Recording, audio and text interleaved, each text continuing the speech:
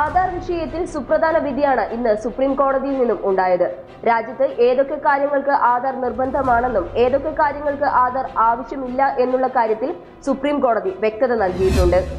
സമൂഹത്തിൽ പാർശ്വവൽക്കരിക്കപ്പെട്ടവർക്ക് വിലാസമുണ്ടാക്കി കൊടുക്കാൻ ആധാറിന് കഴിഞ്ഞു എന്ന് പറഞ്ഞുകൊണ്ടാണ് സുപ്രീം കോടതി വിധി പ്രസ്താവം നടത്തിയത്. എന്നാൽ സ്വകാര്യ സ്ഥാപനങ്ങൾക്ക് ആധാർ നിർബന്ധമായി ആവശ്യപ്പെടാനാകില്ല.